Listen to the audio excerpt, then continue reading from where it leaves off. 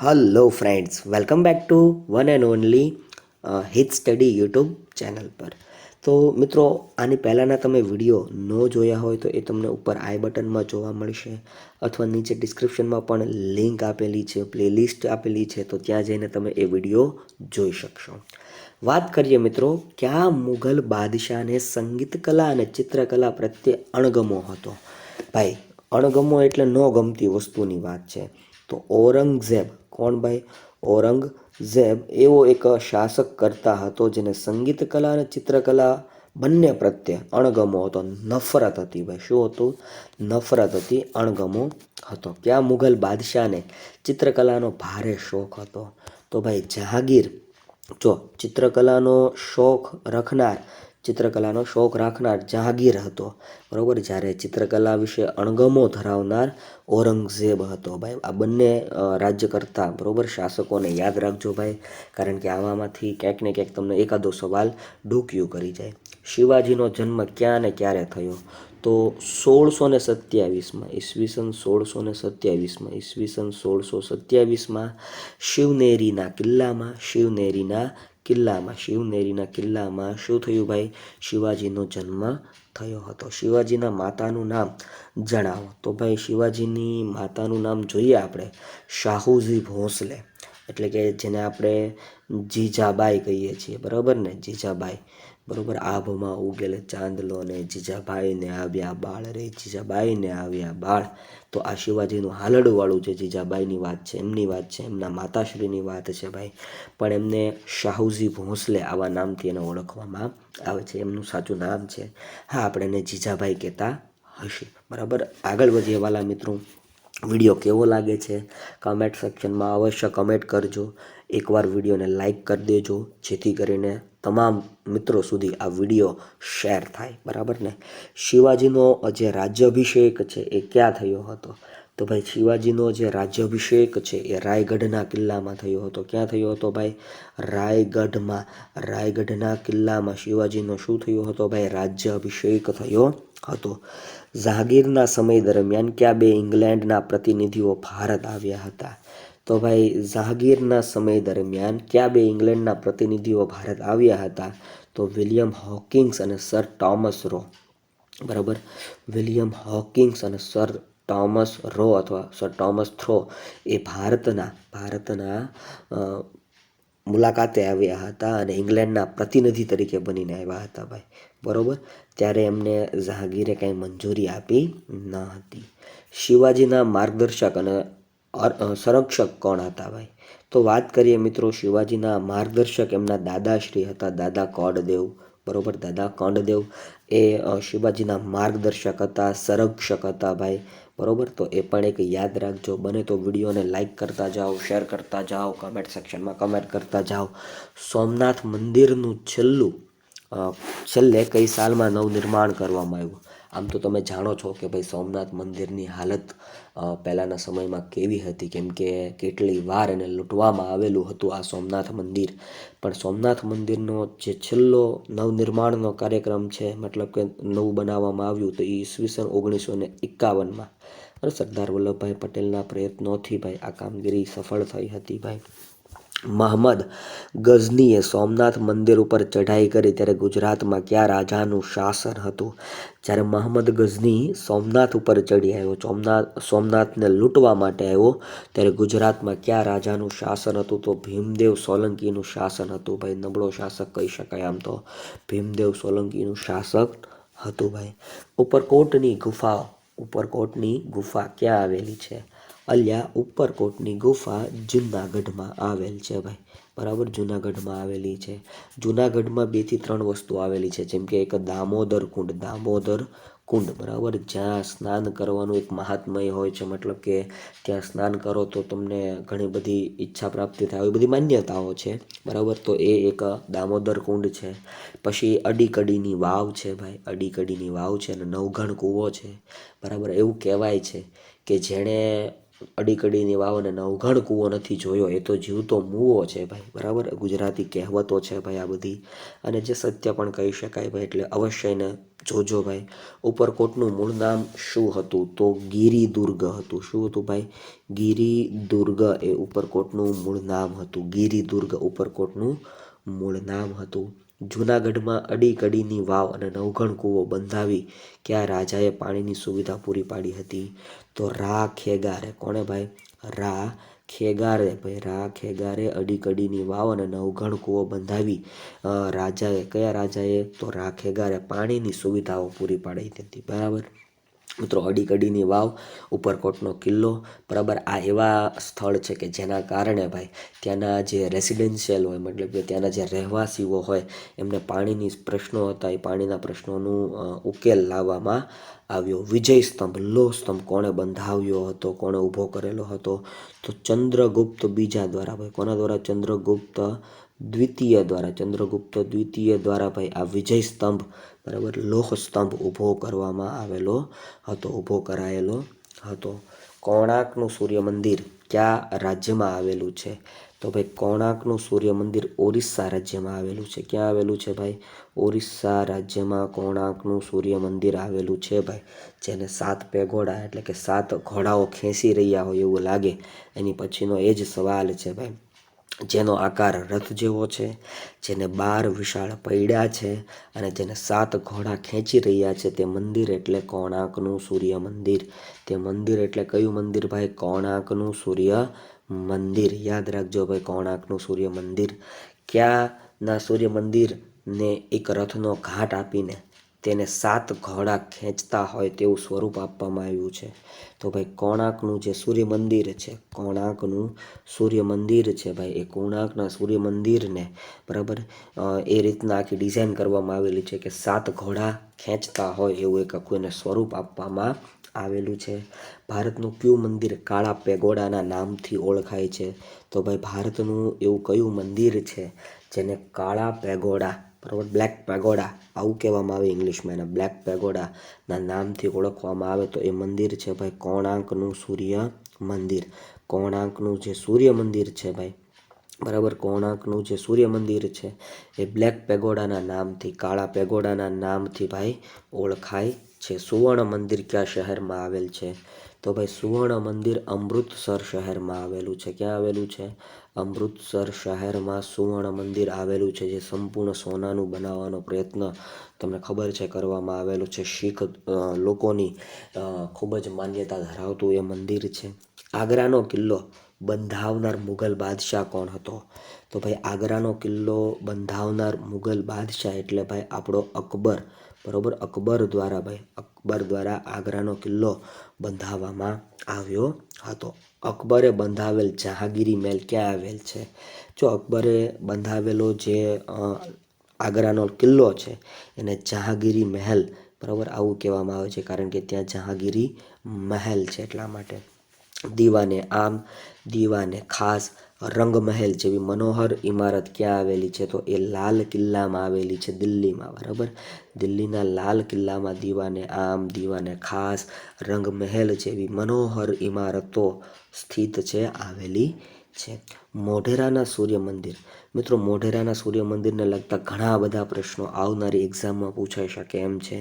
Video ગમતો હોય તો એક લાઇક આપી દેજો, શેર કરજો, કમેન્ટ સેક્શનમાં કમેન્ટ કરી નાખજો અને આવા અનેક પ્રકારના તમારે વિડીયો જોવા હોય તો હેત સ્ટડી યુટ્યુબ ચેનલને તમે ભાઈ સબસ્ક્રાઈબ કરીને રાખજો, બરાબર. આવનારી કોઈ પણ એક્ઝામ હોય, જીએસઆરટીસી કંડક્ટર હોય, ગુજરાત ગૌણ સેવા પસંદગી મંડળ હોય, પોલીસ કોન્સ્ટેબલ હોય, ફોરેસ્ટ ડિપાર્ટમેન્ટની હોય, તો એમાં તમને અવશ્ય સફળતા મળે એના માટે તમારે આ બધું ક્લિયર કરવું પડશે. વાત કરીએ મોઢેરાના સૂર્ય મંદિર કયા રાજાએ બંધાવ્યું હતું? તો ભાઈ મોઢેરાનું સૂર્ય મંદિર ભીમદેવ પહેલાએ, ભીમદેવ ફર્સ્ટ દ્વારા આ મોઢેરાનું સૂર્ય મંદિર બંધાવવામાં આવ્યું હતું. મોઢેરાના સૂર્ય મંદિરની સ્થાપત્ય શૈલી કઈ છે? તો ભાઈ મોઢેરાના સૂર્ય મંદિરની સ્થાપત્ય શૈલી એટલે ઈરાની સ્થાપત્ય શૈલી. કેવી સ્થાપત્ય શૈલી ભાઈ? ઈરાની સ્થાપત્ય શૈલી. મોઢેરાનું સૂર્ય મંદિર લગભગ કયા વૃત્ત પર આવેલું છે? તો ભાઈ મોઢેરાનું સૂર્ય મંદિર છે એ કર્કવૃત્ત ઉપર આવેલું છે. બરાબર, કયા વૃત્ત ઉપર આવેલું છે ભાઈ? કર્કવૃત્ત ઉપર આ મોઢેરાનું સૂર્ય મંદિર સ્થિત છે ભાઈ. આવા સવાલો પૂછાય. કર્કવૃત્ત ઉપર નીચેનામાંથી કયું મંદિર આવેલું છે ભાઈ? તો કર્કવૃત્ત ઉપર મોઢેરાનું સૂર્ય મંદિર આવેલું છે. મોઢેરાના સૂર્ય મંદિર ગુજરાતના કયા જિલ્લામાં આવેલું છે? તો મહેસાણામાં આવેલું છે. ક્યાં આવેલું છે ભાઈ? મહેસાણામાં ગુજરાતનું પ્રખ્યાત એવું મોઢેરાનું સૂર્ય મંદિર આવેલું છે. સૂર્ય મંદિર ક્યાં આવેલું છે ગુજરાતમાં? આવો સવાલ પૂછાય તો મહેસાણા આવે અને હજી એક જગ્યાએ આવે. કઈ જગ્યાએ એ તમારે મને કમેન્ટ સેક્શનમાં કમેન્ટ કરીને કહેવાનું છે ભાઈ. Hello friends, welcome back to one and only હેત સ્ટડી. હેત સ્ટડીમાં તમારું સ્વાગત છે. જોઈએ આજના પ્રશ્નો, પણ એ પહેલાં તમને કહી દઉં, આની પહેલાંના ઘણા બધા વિડીયો આપણે બનાવી ચૂકેલા છીએ. એ બધા વિડીયો તમે ન જોયા હોય તો ઉપર તમને એક આઈ બટન આપેલું હશે, ત્યાં તમે જોઈ શકો છો, અથવા નીચે ડિસ્ક્રિપ્શનમાં એક લિંક છે, ત્યાં પણ જઈને તમે જોઈ શકો છો. તો ચાલો શરૂઆત કરીએ. રાણીની વાવ. રાણીની વાવ, રાણકી વાવ તમે જેને કહો છો, એ રાણીની વાવ કઈ રાણીએ બંધાવી હતી? તો રાણી ઉદયમતીએ. કોણે બંધાવી હતી ભાઈ? રાણી ઉદયમતીએ. ભાઈ રાણી ઉદયમતીએ આ રાણકી વાવ બંધાવી હતી ભાઈ. રુદ્ર મહાલય. રુદ્ર મહાલય કઈ સદીમાં બંધાવેલો છે? તો ભાઈ રુદ્ર મહાલય છે ને એ 12મી સદીમાં બંધાવેલો છે ભાઈ. બરાબર. સિદ્ધરાજ જયસિંહે એને બાંધકામ કરવાનું પૂર્ણ કર્યું હતું ભાઈ, સિદ્ધરાજ જયસિંહે. બરાબર, એની જ વાત આવશે આગળ. હા, એની કામની શરૂઆત મૂળરાજ સોલંકીએ કરાવી હતી. જોઈએ મિત્રો, રુદ્ર મહાલય કઈ સદીમાં? તો 12મી સદીમાં બાંધવામાં આવેલો છે. રુદ્ર મહાલયનું બાંધકામ કોણે પૂર્ણ કરાવેલ છે? તો સિદ્ધરાજ જયસિંહે ભાઈ. સિદ્ધરાજ જયસિંહે એ કામને પૂર્ણ કરાવેલું છે. એ કામ પૂર્ણ કરવાની જવાબદારી સિદ્ધરાજ જયસિંહે નિભાવી હતી ભાઈ. ત્યારબાદ રુદ્ર મહાલય કોણે બંધાવવાની શરૂઆત કરી હતી? તો જે રુદ્ર મહાલય છે એ બંધાવવાની શરૂઆત મૂળરાજ સોલંકીએ કરી હતી. કોણે કરી હતી ભાઈ? મૂળરાજ સોલંકીએ ભાઈ કરી હતી. રુદ્ર મહાલયને બંધાવવાની શરૂઆત કરી હતી ભાઈ. રુદ્ર મહાલય આવેલ ક્યાં છે? આવો સવાલ પૂછે ને ભાઈ. તો જો રુદ્ર મહાલય પાટણ જિલ્લો. બરાબર, ડાયરેક્ટ આવો જ સવાલો પૂછાય છે કે રુદ્ર મહાલય નીચેનામાંથી કયા જિલ્લામાં આવેલ છે? તો પાટણ જિલ્લામાં આવેલ છે. ક્યાં આવેલ છે ભાઈ? પાટણ જિલ્લામાં આવેલું છે. પાટણમાં સિદ્ધપુર ખાતે. બરાબર, સિદ્ધપુર ખાતે આ રુદ્ર મહાલય સ્થિત છે ભાઈ. બરાબર, એટલે બધું યાદ રાખજો. પાટણ જિલ્લો આવે, સિદ્ધપુર નામનું સ્થળ આવે. આમ તો સિદ્ધપુર તાલુકો પણ છે, તમે જાણતા હશો ભાઈ. સીદી સૈયદની જાળી.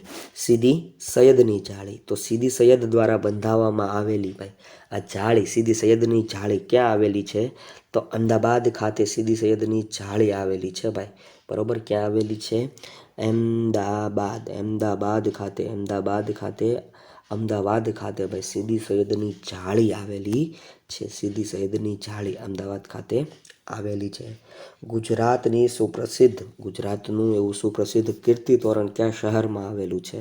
તો ભાઈ ગુજરાતનું સુપ્રસિદ્ધ એવું કીર્તિ તોરણ ક્યાં આવેલું છે? વડનગર ખાતે આવેલ છે ભાઈ. વડનગર ખાતે આવેલું છે. કીર્તિ તોરણ ખાસ પૂછાય, યાદ રાખજો ભાઈ. વડનગર ખાતે આવેલું છે. શહીદોની યાદમાં ઊભા કરવામાં આવતી ખાંભીઓને શું કહે છે? ભાઈ કોઈ વ્યક્તિઓ શહીદ થાય છે અને એ શહીદોની યાદમાં જે એક ખાંભીઓ ઊભી કરવામાં આવે છે, જેને પાળિયા કહેવાય ભાઈ. પાળિયા શું કહેવાય ભાઈ? પાળિયા કહેવાય. ઠાકોરજી મારે પાળિયા થઈને પૂજાવું. બરાબર, એ તમે ગીત સાંભળ્યું હશે. તો એ પાળિયાની વાત છે ભાઈ. શહીદોની યાદમાં ઊભા કરવામાં આવતી આ ખાંભીઓને શું કહેવામાં આવે? પાળિયા કહેવામાં આવે. કયા મેળામાં હુડા રાસનું આયોજન થાય છે ભાઈ? તો તરણેતરના મેળામાં. કયા મેળામાં ભાઈ? તરણેતરના મેળામાં શું થાય છે? તો હુડો રાસ ભાઈ. બરાબર, હુડા રાસનું આયોજન થાય છે. હુડો રાસ એક પ્રકારનો રાસ છે ભાઈ, જે આમ તો તમને ખ્યાલ હશે. તરણેતરના મેળામાં એટલે કે સુરેન્દ્રનગરના પંથકમાં તમને જોવા મળતો એક રાસનો પ્રકાર છે ભાઈ. બરાબર, તો એ પણ એક યાદ રાખજો. તરણેતરના મેળે રણઝણિયું રે જણિયું વાગે, આ ગીત પણ ખૂબ જ ફેમસ થઈ ગયેલું છે ભાઈ, બરાબર. તરણેતરના મેળે રણઝણિયું રે જણિયું વાગે, તો આ ગીત યાદ રાખજો, જે તરણેતરના મેળા સાથે સંકળાયેલું છે. ક્લાવીની શોધ કોણે કરી હતી? તો ક્લાવીની શોધ અમીર ખુસરોએ કરી હતી. એટલે એણે તબલાએ આપ્યા હતા અમીર ખુસરોએ તબલાની પણ શોધ કરી હતી ભાઈ. અમીર ખુસરો એટલે ભારતનો પોપટ, બરાબર. ભારતનો પોપટ, ભારત શુક જેને કહેવામાં આવે છે, હિન્દના પોપટ તરીકે જેને ઓળખવામાં આવે છે, કેમ કે એ ભારતના વખાણ કરીને જ ભાઈ ખૂબ જ ધરાઈ ગયો હતો, મતલબ કે ભારતના જ વખાણો કરતો હતો. હિન્દના પોપટ તરીકે એને ઓળખવામાં આવે છે ભાઈ. ત્યારબાદનો સવાલ, ગીત ગોવિંદમ ગ્રંથની રચના કોણે કરી? તો ગીત ગોવિંદમ ગ્રંથની રચના જયદેવે કરી ભાઈ. કોણે કરી? જયદેવ દ્વારા ગીત ગોવિંદમ આવું એક પુસ્તક ગ્રંથ લખવામાં આવેલું છે. ગીત ગોવિંદમ પુસ્તકના રચયિતા કોણ છે ભાઈ? જયદેવ છે. મિત્રો, વિડીયો ગમતો હોય તો એક લાઈક કરી દો, શેર કરી દો, કમેન્ટ સેક્શનમાં કમેન્ટ કરી દો, અને આવનારી કોઈ પણ એક્ઝામ હોય, પછી ભલે એ ગુજરાત ગૌણ સેવા પસંદગી મંડળ દ્વારા લેવામાં આવતી હોય, કે ગુજરાત પોલીસ ભરતી બોર્ડ દ્વારા લેવામાં આવતી હોય, કે પછી અન્ય કોઈ મ્યુનિસિપાલિટી કોર્પોરેશન દ્વારા લેવામાં આવતી હોય, તમને એનસીઆરટી અને જીસીઆરટીના પ્રશ્નો ત્યાં પણ ઉપયોગી થશે. એટલે એકવાર આ વિડીયોને લાઈક કરી દેજો, અને ચેનલને સબસ્ક્રાઈબ કરીને રાખજો, જેથી કરીને આવા અનેક પ્રકારના વિડીયો તમારી સમક્ષ હું વારંવાર લઈને આવ્યા કરું. તો વાત કરી લીધી ભાઈ ક્લાવીની, બરાબર.